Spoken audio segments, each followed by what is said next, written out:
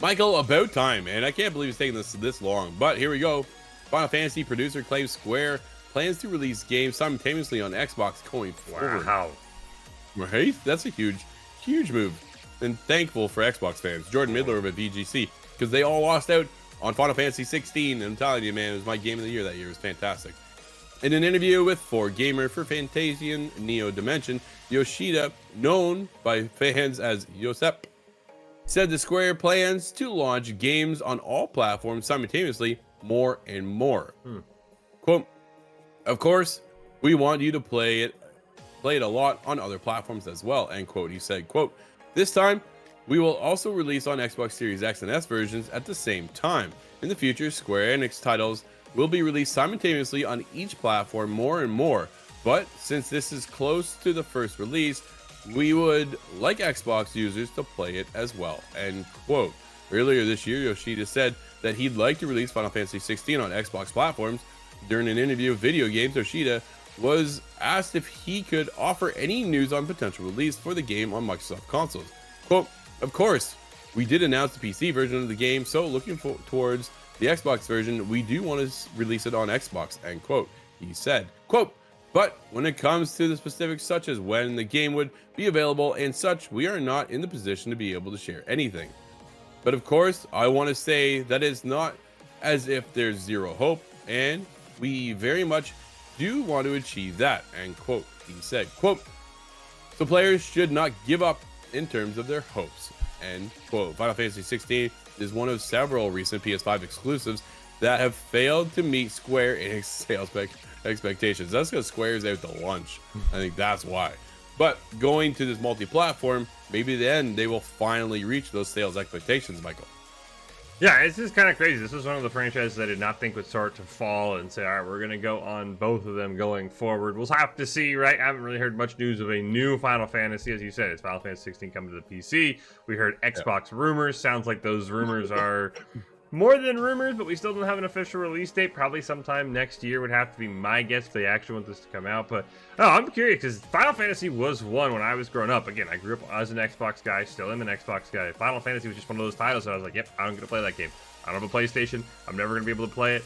Never thought I would see the day that this game would be coming out on Xbox. Xbox has got to be jumping for joy if this is true, right? Because it seems like all the time Phil Spencer and company say, that's just how the video games are now. They release simultaneously. This is why our exclusives like Indiana Jones aren't exclusives anymore. Finally, Square Enix is like, all right, yeah, you know what? Let's put them on both. Sony, I'm curious if Sony will have a response, right? Because again, Final Fantasy is one of those, like, you buy a PlayStation to play Final Fantasy. And going forward, that's not going to be the case anymore. Yeah, no, it's a very exciting move. I think it's something that they should have been doing a long time ago. But PlayStation swoops in, says, hey, we'll keep you guys exclusive. Here's a bucket load of money. Keep that. And then you get in this battle of where do you go, right? All the players then go to PlayStation because, like you say, if you're an Xbox guy like yourself, then you're not playing Final Fantasy. As a third-party developer, though, like Square Enix, where they have the opportunity to go multi-platform, why wouldn't you, right? We talk about the games industry struggling so much right now. Why wouldn't you put it on every platform you possibly could, day and date? Dude, if they would have launched Final Fantasy 16 on PlayStation, Xbox, PC day one, would have blew up. Just straight blew up, right? Instead, it didn't happen. It went PlayStation exclusive, which I understand if you're a PlayStation guy, then this is great, right?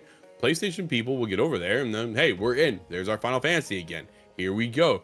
But everybody else is left on the outside. So to finally move this forward to a spot where it is, hey, you know what? Day one, we're everywhere. That's just the future. It needs to be that way to some extent. If you are a PlayStation Studios, those should stay exclusive. If you're an Xbox studio, Phil Spencer and the team, that should be exclusive. I'm just saying. Otherwise, what do you need an Xbox for, right? That's a whole other discussion we can get into. But it is one of those things that exclusives do pull in players, right? We saw, because now with Activision having partnered and joining with Microsoft, that the Call of Duty Black Ops 6 numbers on Game Pass are huge. Why? Because it's over there partnered, not as an exclusive, but it's an exclusive for Game Pass in that situation. Or if you have Game Pass, you're just in there day one, and all of a sudden those numbers go right through the roof. And if you buy that subscription service, like, there's so many other avenues and reasons to go that side when it comes to Call of Duty. But if you have your install base already and your friends are over on PlayStation, then that's where the battle, right? So it's just constant battle. So when PlayStation comes into Square and says, hey, you have another Final Fantasy game, we're buying this as an exclusive. And it just seems to be, that's the old mentality. And I think it's worked over the years, but then now we've seen the struggle moving forward. How do you break that, right? Phil talks about how everything's plateaued in the industry. Dude, stop plateauing your games when you restrict it to just one platform. That's why you saw Helldivers on day one drop on PC as well. Those numbers exploded. So moving forward, I think Square Enix is lining themselves to be in a better position. I just wish they'd hire some more Western developers.